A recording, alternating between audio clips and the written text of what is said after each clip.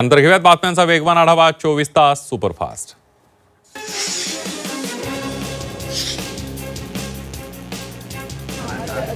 महायुती समन्वय समितीची महत्त्वपूर्ण बैठक मुंबईमध्ये मलबार हिल क्लबमध्ये घेण्यात आलेली आहे। या बैठकीला महायुतीतील सर्व घटक पक्षांचे प्रमुख नेते उपस्थित असून अनेक महत्त्वाच्या विषयांवर चर्चा करण्यात आली।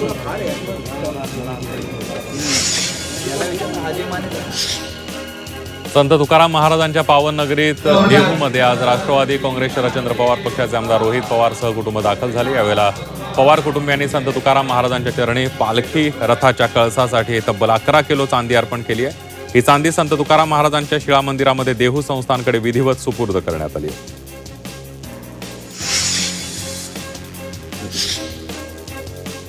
रायगड जिल्हा परिषदेचा कृषी विभाग यांच्या संयुक्त विद्यमानं अलिबागमध्ये कृषी दिन साजरा करण्यात आला। यावेळेला कृषी क्षेत्रात उल्लेखनीय कामगिरी करणाऱ्या कृषी सेवकांचा सन्मान करण्यात आला।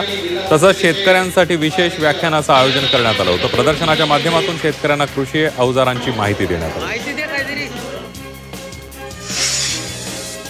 सांगली जिल्हा परिषदेच्या कृषी विभागाकडून कृषी दिन मोठ्या उत्साहात साजरा करण्यात आला। जिल्ह्यातील प्रगतीशील शेतकऱ्यांच्या जिल्हा परिषद अध्यक्षांच्या हस्ते सन्मान करण्यात आला। तसंच यावेळेला हंगामात अल निनोचा पिकांवर होणारा परिणाम याबाबत कृषी संशोधन विभागाच्या शास्त्रज्ञांनी मार्गदर्शन केलं। पेण तालुक्यातील कळवे रस्त्यावर ग्रामस्थांनी रस्ता रोको आंदोलन केले। पावसाच्या पाण्याचा निचरा न झाल्यानं रस्त्यावर मोठ्या प्रमाणावर पाणी साचले, त्यामुळे नागरिकांनी मोठ्या अडचणींचा त्यांना सामना करावा लागतो। अकोला जिल्हाधिकारी कार्यालयासमोर सकल ओबीसी समाज आणि ओबीसी हक्क संरक्षण परिषदेनं आंदोलन केलंय। ओबीसींची देशभरात तातडीने जातनिहाय जनगणना करावी, ओबीसी आरक्षण संरक्षण उपसमिती रद्द करावी, लोकसंख्येच्या प्रमाणामध्ये आरक्षण लागू करावं, तसं आंदोलनातील कार्यकर्त्यांवरील गुन्हे मागे घ्यावेत अशा प्रमुख मागण्या यावेळेला करण्यात आल्या। भंडारा शहरातील महात्मा फुले भाजी बाजारामध्ये नगर परिषदेनं 5 दुकानांवर कारवाई केली। 5 दुकानदारांनी बाजार शुल्क भरला नसल्याची माहिती मिळते आणि त्यांना नोटीस देण्यात आलेली होती। दुकानांवर मागील 5 वर्षांपासून 2 कोटी रुपयांचं कर्ज थकीत असल्यानं नगर परिषदेनं ही दुकानं सील केली आहेत। अमरावती परतवाडा राज्यमार्गावर लोकविकास संघटनेच्या वतीनं शेतकऱ्यांच्या प्रलंबित मागण्यांसाठी रास्ता रोको आंदोलन करण्यात आलं। या आंदोलनात शेकडो शेतकरी सहभागी झाले होते। सरसकट शेतकरी कर्जमाफी, पीक विमा योजनेचा लाभ, शेतीमालाला हमीभाव तसंच इतर प्रलंबित मागण्या तातडीनं मंजूर कराव्यात अशी प्रमुख मागणी आंदोलकांनी केली।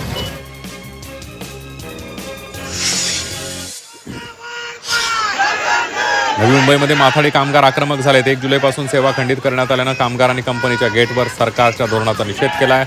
वर्षानुवर्ष काम करणारे 45 वर्षांहून अधिक कर्मचारी या निर्णयामुळे बेरोजगार होणार असून सर्वाधिक मराठी तरुण बेरोजगार होणार असल्यानं कर्मचाऱ्यांनी संताप व्यक्त केला।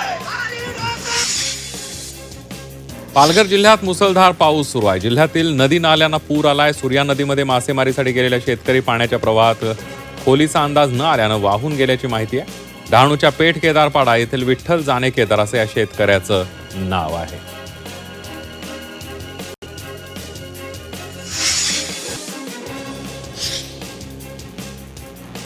जालन्यातील एका जोडप्यानं लोखंडी पूल ते लंडन असा प्रवास कारने केलेला आहे। या पूर्ण प्रवासामध्ये त्यांनी तब्बल 17,883 किलोमीटर प्रवास केला असून यात्रा पूर्ण करण्यासाठी त्यांनी 71 दिवस त्यांना लागलेल्या दरम्यान या जोडप्याचं स्वागत आणि सत्कारही करण्यात आला। रत्नागिरी जिल्ह्यात मुसळधार पावसानं हजेरी लावली। गेल्या 3 दिवस पडलेल्या मुसळधार पावसामुळे जिल्ह्यातील धरणं ओव्हरफ्लो झाली आहेत। प्रशासनानं नदीकाठच्या गावांना सतर्कतेचा इशारा दिलाय। पुढील काही दिवस मुसळधार पावसाची शक्यता हवामान विभागानं वर्तवली आहे। धुळे शहरासह जिल्ह्यातील अनेक भागात महिनाभराच्या प्रतीक्षेनंतर पाऊस बरसलाय। काही ठिकाणी रिमझिम तर काही ठिकाणी शहरात जोरदार पाऊस बरसलाय। काही ठिकाणी पावसामुळे झाडं उन्मळून पडले। दरम्यान शिरपूर, शिंदखेडा, साक्री शहरात पावसानं दांडी मारली। यंदा अल निनोच्या सावटामुळे राज्यात दुष्काळासारखी गंभीर परिस्थिती उद्भवू शकते असं विधान दिलीप वळसे पाटलांनी केलं। जागतिक घडामोडींमुळे आर्थिक मंदीचा धोका निर्माण होऊ शकतो अशी भीती त्यांनी व्यक्त केली। मुंबईतील पोस्टल कॉलनीमध्ये मुसळधार पावसानं मोठ्या प्रमाणावर पाणी साचल्यानं रहिवाशांना मोठ्या अडचणींचा सामना करावा लागतोय। पावसात जोर कमी झाला असला तरी अनेक इमारतींमध्ये अद्याप पाणी साचतंय। वारंवार तक्रारी करूनही प्रशासनाकडून कायमस्वरूपी तोडगा निघालेला नसल्याची नाराजी त्यांनी व्यक्त केली। अंबरनाथ आणि बदलापूर परिसरात पावसाची संततधार सुरू आहे. मात्र या पहिल्या जोरदार पावसानं अंबरनाथ पालिकेच्या मान्सूनपूर्व नालेसफाईच्या दाव्याची पूर्ती पोलखोल केली आहे. अंबरनाथमधून जाणाऱ्या मुख्य कल्याण बदलापूर महामार्गावरील विमको नाका परिसरात रस्त्यावर मोठ्या प्रमाणावर पाणी साचले. पालघर जिल्ह्याला उद्या हवामान खात्याकडून पावसाचा रेड अलर्ट घोषित करण्यात आलाय. त्यामुळे पालघर जिल्ह्यातील सर्व शाळा, महाविद्यालय तसंच अंगणवाड्यांना सुट्टी जाहीर करण्यात आली आहे. पालघरच्या जिल्हाधिकारी इंदुराणी जाखड यांनी याबाबतचे आदेश दिले. अंधेरीतील मरोळ मिलिटरी रोड परिसरात मुसळधार पावसादरम्यान मोठं झाड अचानक कोसळल्याची घटना घडली आहे. झाड रस्त्यावर पडल्यानं काही काळ वाहतुकीवर परिणाम झाला. सुदैवाने या घटनेत कोणतीही जीवितहानी झालेली नाही. या घटनेची माहिती मिळताच संबंधित यंत्रणा घटनास्थळी दाखल झाल्या असून झाडं हटवण्यात आलं.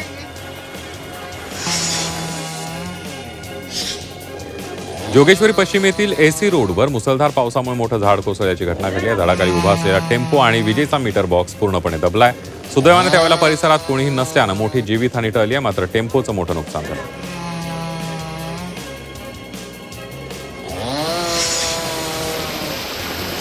मुंबई अहमदाबाद राष्ट्रीय महामार्गावरील चारोटीतल्या महालक्ष्मी उड्डाणपुलावर पहिल्याच पावसात मोठ्या प्रमाणावर पाणी साचल्यानं वाहतुकीचा वेग मंदावलाय. गेल्या वर्षी याच ठिकाणी पाणी साचल्यामुळे गंभीर अपघात झाला होता. यंदाही परिस्थिती पुन्हा निर्माण झाल्यानं अपघाताचा धोका वाढलाय.